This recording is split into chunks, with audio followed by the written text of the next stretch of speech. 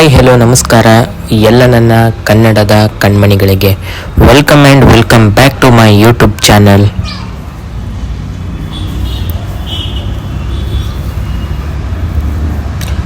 Okay ಸ್ನೇಹಿತರೆ, ಎಲ್ಲ ಸಬ್ಸ್ಕ್ರೈಬರ್ಸ್ಗಳಿಗೆ ವ್ಯೂವರ್ಸ್ಗಳಿಗೆ video ನೋಡ್ತಾ ಇರೋಂಥ ಎಲ್ಲರಿಗೂ ಟೈಟಲ್ ತಮ್ಮನೇಲಿ ನೋಡಿ ನಾ ಯಾವ ವಿಷಯದ ಬಗ್ಗೆ ಮಾತಾಡ್ತಾ ಇದ್ದೀನಿ ಅಂತೇಳಿ ತಿಳ್ಕೊಂಡಿರ್ತೀರಿ ಸ್ನೇಹಿತರೆ. ನೀವೆಲ್ಲ ತಿಳ್ಕೊಂಡಿದ್ದೀರ ಅಂತ ಹೇಳಿ ನಾನು ಅನ್ಕೋತೀನಿ. ಹೌದು ಸ್ನೇಹಿತರೆ, ನಾನು ಪವನ್ ಅವ್ರ ಬಗ್ಗೆ ಮಾತಾಡ್ತಾ ಇದ್ದೀನಿ ಸ್ನೇಹಿತರೆ. ಏನಾಯಿತು ಇವತ್ತಿಗೆ ಪವನ್ ಅವ್ರದ್ದು ಕೊಲೆ ಆಯಿತು, ಎಷ್ಟೋ ತಿಂಗಳುಗಳು ಕಳೆದೋಯ್ತು, ಏನೂ ಇಲ್ಲ, ನ್ಯಾಯ ಇಲ್ಲ, ಸಾವಿಗೆ ನ್ಯಾಯ ಇಲ್ಲ. ಸೊ ಅದೊಂದು ಕ್ಯಾಶುವಲ್ ಆಗಿರೋ ಆಕ್ಸಿಡೆಂಟಾ ಅಥವಾ ಅದು ನಿಜವಾಗ್ಲೂ ಒಂದು ಕೊಲೆನಾ ಏನು ಅಂತ ಹೇಳಿ ನಾನು ಮಾತಾಡ್ತಾ ಇದ್ದೀನಿ ಸ್ನೇಹಿತರೆ. ಸ್ವಲ್ಪ ವಿಡಿಯೋ ಲಾಂಗ್ ಆಗಿರುತ್ತೆ. ಡೀಟೇಲ್ ಆಗಿ ಗೊತ್ತಿರೋ ಮಾಹಿತಿನ ತಿಳ್ಕೊಂಡಿರೋ ಮಾಹಿತಿನ ತಿಳಿಸ್ತಾ ಹೋಗ್ತೀನಿ. ಸೊ ವಿಡಿಯೋ ಲಾಂಗ್ ಆಗಿರುತ್ತೆ, ಸ್ಕಿಪ್ ಮಾಡಿದೆ ಆರಾಮಾಗಿ ವಿಡಿಯೋನ ನೋಡಿ ಸ್ನೇಹಿತರೆ. ಆರಾಮಾಗಿ ವಿಡಿಯೋನ ನೋಡಿ. ಏನು ಮಾಡೋ ಸ್ನೇಹಿತರೆ, ಮಾತಾಡೋ ವಿಷಯ ನೋವಾಗೋಂಥ ವಿಷಯ ಇದು. ಆ್ಯಕ್ಚುಲಿ ಹೇಳ್ಬೇಕಂದ್ರೆ ಏನಾಯಿತು, ಅವ್ರ ತಾಯಿಯವರು ಹೇಳ್ತಾ ಇದ್ದಾರೆ, ನೀವು ನೋಡಿರ್ಬೋದು, ನೋಡಿಲ್ದಿರ ಇರ್ಬೋದು, ನ್ಯೂಸ್ ಚಾನಲ್ಗೆ ಬಂದಿದ್ರು ಅವ್ರ ತಾಯಿಯವರು. ಅವ್ರು ಏನಂತ ಹೇಳ್ತಾ ಇದ್ದಾರೆ, ಆ್ಯಕ್ಚುಲಿ ಪವನ್ ಅವರು ಮಲ್ಕೊಂಡಿದ್ರಂತೆ. ಪವನ್ ಅವರು ಮಲ್ಕೊಂಡಿರೋ ಟೈಮಲ್ಲಿ ಅವ್ರ ಸ್ನೇಹಿತರು ಕಾಲ್ ಮಾಡಿದಾರಂತೆ. ಪದೇ ಕಾಲ್ ಮಾಡಿದಾರಂತೆ. ಬನ್ನಿ ಪವನ್ ಹೊರಗಡೆ ಬನ್ನಿರಿ, ಬಾ ಪವನ್ ಅಂತ ಕಾಲ್ ಮಾಡಿದ್ದಾರೆ. ಅವ್ರು ಕಾಲು ರಿಸೀವ್ ಮಾಡಿಲ್ಲ, ಪವನ್ ಅವರು ಮಲ್ಕೊಂಡ್ಬಿಟ್ಟಿದ್ದಾರೆ. ಅವ್ರು ರಿಸೀವ್ ಮಾಡಿದಿರೋ ಟೈಮಲ್ಲಿ ಅವ್ರ ಫ್ರೆಂಡ್ಸು ಅಗೇನ್ ಅವರು ಸಿಸ್ಟರ್ ಅವ್ರಿಗಂತ, ಅವ್ರ ತಂಗಿನೋ ಅಕ್ಕನೋ, ಐ ಥಿಂಕ್ ಅವ್ರ ಅಕ್ಕ ಅನ್ಕೋತೀನಿ, ಅವ್ರಿಗೂ ಕೂಡ ಕಾಲ್ ಮಾಡಿದಾರಂತೆ. ಪವನ್ ಅವ್ರು ಏನು ಮಾಡ್ತಾಯಿದ್ದಾರೆ, ಕಳಿಸಿ, ಅರ್ಜೆಂಟ್ ಕೆಲಸ ಇದೆ ಕಳಿಸಿ ಅಂತ ಕಾಲ್ ಮಾಡಿದಾರಂತೆ.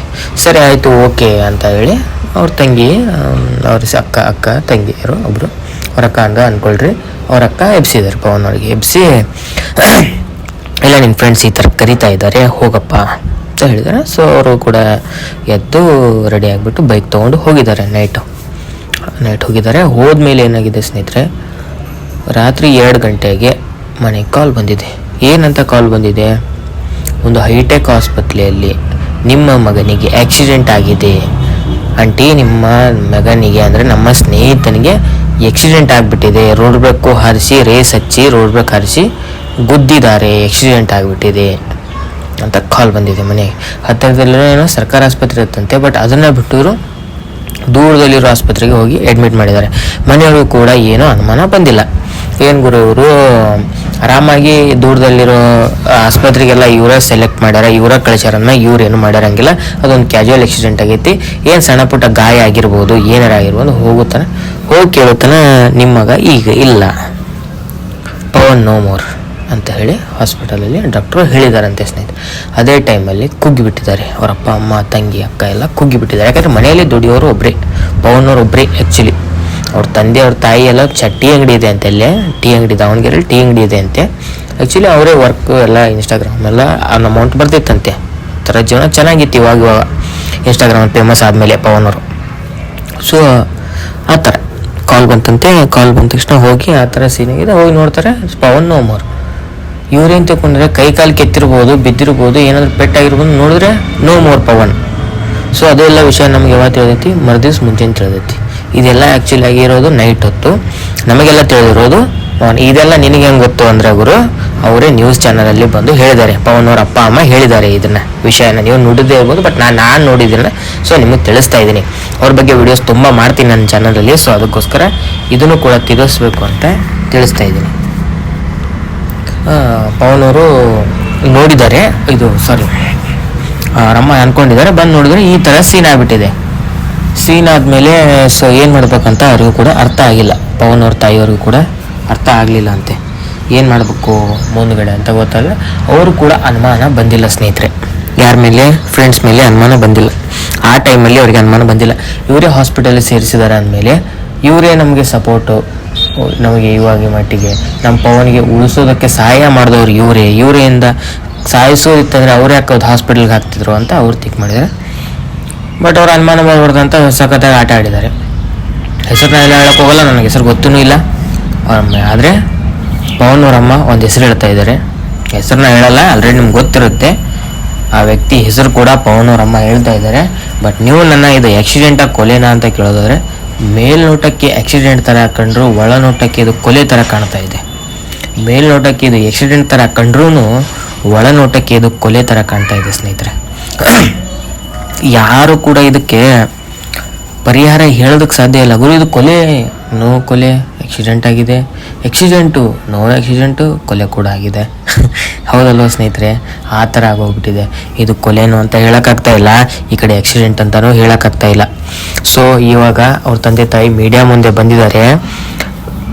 ದಯವಿಟ್ಟು ಮೀಡಿಯಾದವರೇ ಪರಿಹಾರ ಕೊಡಿಸ್ಬೇಕು. ಮೀಡಿಯಾದವರು, ನಮ್ಮ ಕರ್ನಾಟಕ ಏನು ಇಲಾಖೆ, ಪೊಲೀಸ್ ಇಲಾಖೆ, ನ್ಯಾಯಾಂಗ ವ್ಯವಸ್ಥೆ ಎಲ್ಲರೂ ಸೇರಿ ಆದಷ್ಟು ಬೇಗ ಪವನ್ ಅವ್ರಿಗೆ ಒಂದು ಕ್ಲಿಯರ್, ಅವರ ಸಾವಿಗೆ ಒಂದು ನ್ಯಾಯ ದೊರಕುವಂತೆ, ಅವರ ಆತ್ಮಕ್ಕೆ ಶಾಂತಿ ಸಿಗುವಂತೆ ಮಾಡಬೇಕು ಅನ್ನೋದೇ ನಮ್ಮೆಲ್ಲರ ಆಸೆ, ಎಲ್ಲ ಅವರ ಅಭಿಮಾನಿಗಳ ಆಸೆ.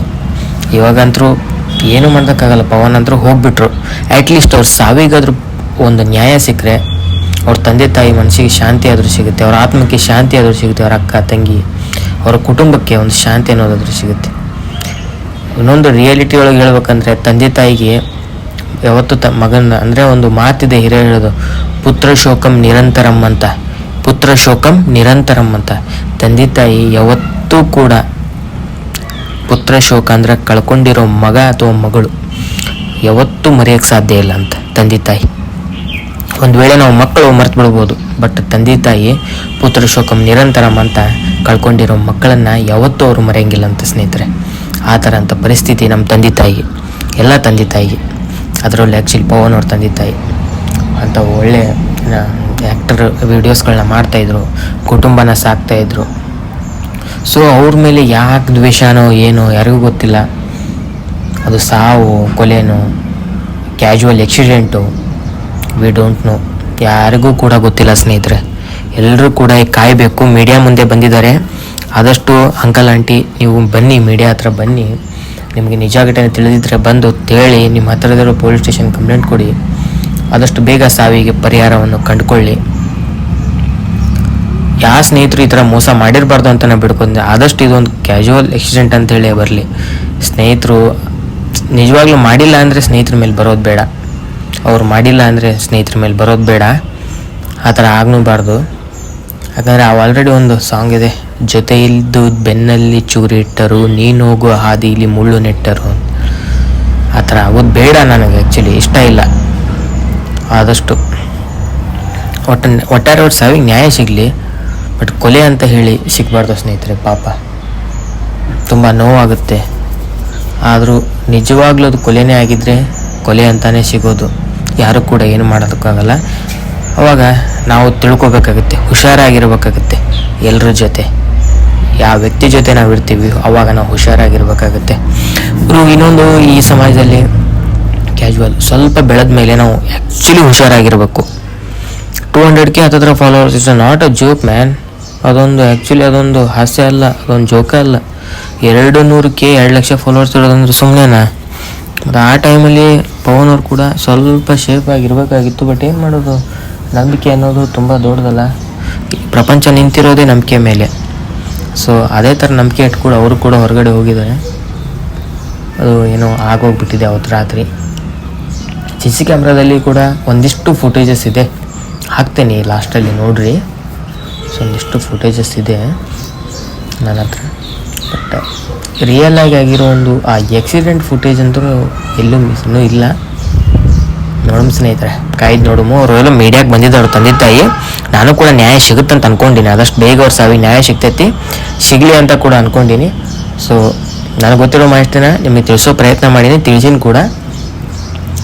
ನೋಡಿರಿ, ಈ ಚಾನಲ್ ಟಚ್ ಒಳಗಿಡ್ರಿ, ಅವ್ರದ್ದು ಏನೇ ಅಪ್ಡೇಟ್ ಬಂದರೂ ನಿಮಗೆ ತಿಳಿಸ್ತೀನಿ. ಓಕೆ ಸ್ನೇಹಿತರೆ, ಇದೇ ಇವತ್ತಿನ ವಿಡಿಯೋ ಆಗಿತ್ತು. ಬಾಯ್ ಸ್ನೇಹಿತರೆ.